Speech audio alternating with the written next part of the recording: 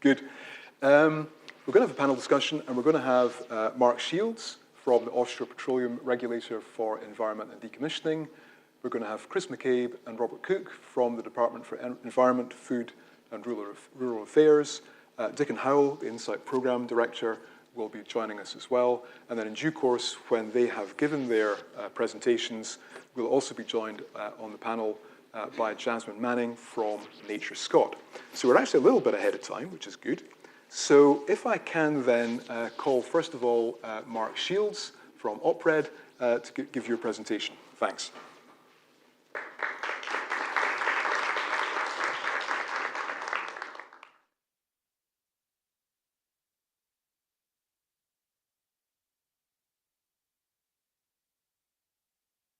Mark Shields, work for OPRED, and what I thought I'd do to start with is just talk a little about who OPRED are. So we're the Offshore Petroleum Regulator for Environment and Decommissioning, and we're a core part of the Department of Energy, Security and Net Zero.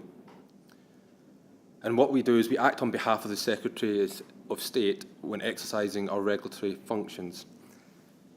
So what we're responsible for is basically implementing and enforcing an environmental and decommissioning regulatory regime, which covers offshore oil and gas, and that's specifically within UK waters, offshore gas unloading storage activities, offshore carbon dioxide storage activities, and also offshore hydrogen storage activities. But for the purpose of today's talk, I'll specifically focus on offshore oil and gas. So obviously, OPRED, as we touched on, we're sort of got an overarching remit in terms of environmental regulations and decommissioning. Within OPRED ourselves, we've got different teams. So I'm part of the environmental management team, and we're basically responsible for the environmental approvals underpin a lot of the decisions. Whereas we've also got a separate decommissioning team that will deal with the decommissioning programmes and taking that forward. But also we actually have key other regulators we engage with often on a daily basis, depending what the legislation is.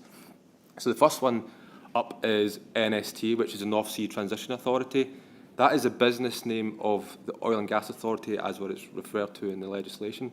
And essentially the NST is the licensing authority for offshore oil and gas, as well as carbon capture and storage. And what they are doing is they're responsible for awarding licenses, as well as then awarding the development and production consents that underpin the development of the oil and gas industry. In addition to that, the NST is responsible for approving operators. So a licensee can then go forward and then designate an operator under license. NST is responsible for that, and they will do that after consultation with OMAR. I'll explain what OMAR is a bit later in the next bit. And so some of the responsibilities of the NST is about delivering and maximising economic recovery, as well as actually assisting the Secretary of State in towards meeting the net zero targets, and also promoting collaboration. And one of the things they're doing is essentially what the NST is also focused on is ensuring decommissioning costs are minimised.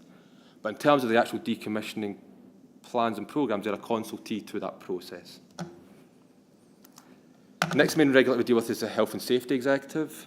So HSC and OPRED together are the competent authority and referred to as the Offshore Major Accident Regulator.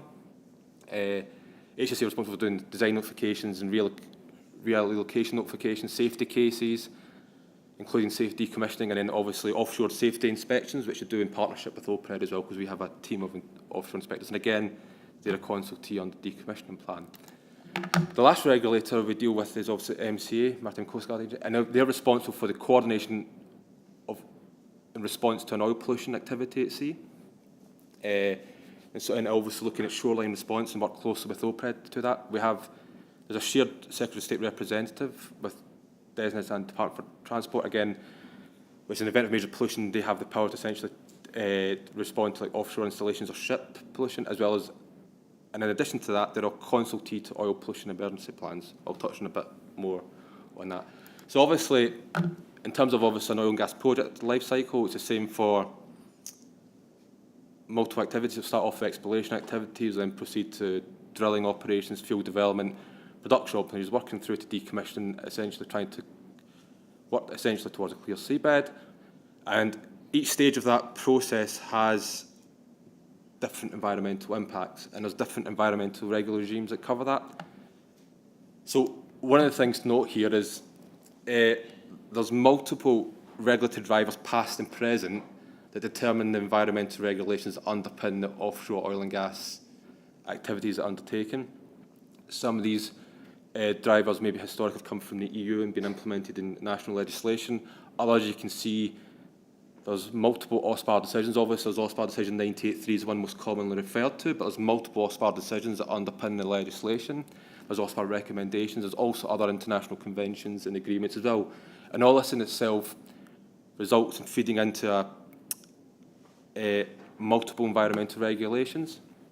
So in terms of what we do on a day-to-day basis and what we cover in terms of oil and gas activity, everything up here has sort of relevance to an offshore installations, what we've been discussing today. So in terms of atmospheric emissions up the top of the screen, we start here. We're responsible for regulating CO2 emissions via the emissions trading scheme, as well as focusing on the atmospheric emissions associated with the combustion plant that will be on the offshore installations. In addition to that, we have chemical regulations specifically for oil and gas. This is focused on the discharge and use of chemicals used offshore. Here we have regulations not covered by the team I head up, but essentially focusing on discharge of reservoir hydrocarbons, as well as OPEP, so pollution response plans for if there is an incident results in a release.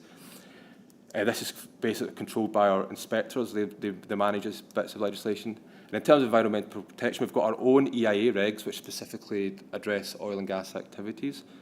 They're also relevant for the other activities listed to start in the slides. We've also got habitat regs. Our EIA regs essentially cover exploration and production, but they don't cover decommissioning. So when we're looking at down and doing the decommissioning activities, that will be approved under the MCA. And then obviously we also cover the SCA programs as well, which obviously covers renewables as well. So this is sort of all the underpinning legislation. And you can see, and the last thing to touch on, sorry, which I've mentioned, is also navigation. So we've also got responsibilities for navigation under the Energy Act, where an operator can apply for consent to locate for undertaking those activities. So as you can see, there's a complex suite of legislation touching on multiple things. And obviously, one of the things, actually, John touched on himself, he's talking about offshore installations. One thing to note as well, when you look at these different bits of legislation, even a definition of an installation can differ between these bits of legislation. It can add complexity to interpretations and how you can implement it. Each one of these bits of legislation have different tests that have to be met before approvals can be met. So it's important recognising that they're set there for a specific purpose and for focus on a particular aspect of the environment. So obviously, we've touched a lot on OSPAR, and obviously, John's touched on it as well. So obviously, one of the important things about OSPAR is obviously it's a mechanism that allows these 15 governments and the EU, which are referred to as contracting parties. So I might start using the phrase contracting parties. That's what I'm referring to, as I give you a bit more of an insight into OSPAR. And you will notice as well, there's actually contracting parties here that are completely landlocked. And the reason for that is because there might be river outflows that end up going into the marine environment that can have a consequence on the marine environment there as well. And in addition to the contracting parties, we'll have observer organisations that can take part and sit in the OSPAR meetings as they proceed. But obviously, this is OSPAR itself, and as John's touched on, there's other international agreements like the London Convention and Protocol, UNCLOS, all has consequences on how we implement and interpret that as well, but it's just worthwhile being aware. So obviously, the sort of main objectives from OSPAR, it's about preventing and eliminating pollution. It's about protecting the maritime area against adverse effects of human activity, safeguarding human health and conserving marine ecosystems, and restore marine areas where possible.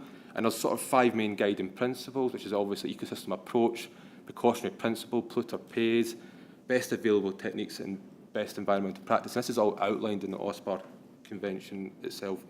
But how that actually functions in a practical sense is different. So OSPAR itself is set up into individual committees, and they focus on specific areas. And it's important to talk through that and understand how it functions. So these are the sort of main committees. You've got Biological Diversity Ecosystem Committee, and that essentially focuses on biodiversity. We've got hazardous substances eutrophication. It's often referred to as HAZEC, so you might hear the word HAZEC. that specific focus on substances. We have human activities. A lot of and that's often referred to as EHA, and that a lot of the activities are focused on specifically renewables, in particular offshore wind.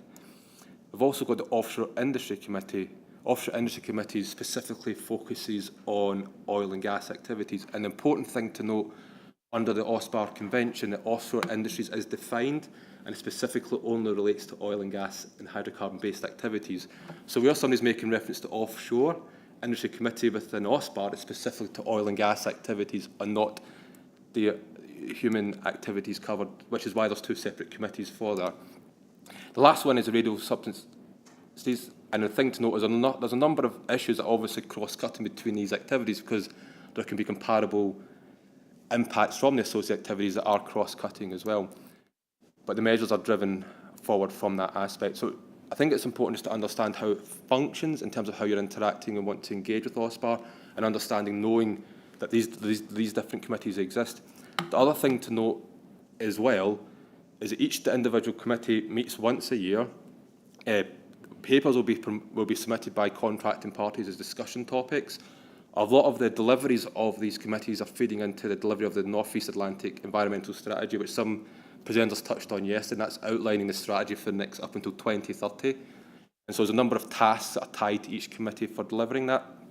Each committee also has the summary record, which is essentially the minutes from that committee, is published on the OSPAR website, and anybody can go down and download that and get a feel for actually what the priority objectives are of OSPAR and what the focus areas are for the next year or next few years in ahead. So it's worthwhile going in and digging a bit through the OSPAR website. There's a lot of information in there that you can pull from that. So some of the sort of useful things I've just put up here just for links, for useful links for people. There's a link here to the oil and gas environmental legislation on .gov.uk. Goes into a lot more detail. You can find links to the actual legislation listed on the earlier slides. Here you can go into OSPAR meeting archive and access the summary records, which provide a summary of the discussions from those committee meetings. Any recommendations from those committee meetings, there might be recommendations from those committees to make amendments to a decision, but that doesn't mean to say it's signed off. It then has to go to the OSPAR heads of delegation meeting, and then it has to be cleared there before you have any amendments done to an OSPAR decision. And lastly, worthwhile looking for, we've got the OSPAR quality status reports. These are delivered every 10 years, where essentially you're looking at the outputs of the work that's been done in the last 10 years of OSPAR, which then helps to also identify the priorities for the next 10 years within OSPAR in terms of the strategies going forward. So that, in terms of how OPRED sits in it, we actually sit on this committee here, but the other committees essentially, and the overall head of delegation is actually DEFRA for the UK government and OSPAR. So just worthwhile being aware of that as well. So that's a high-level overview of things, and then thank you for your time.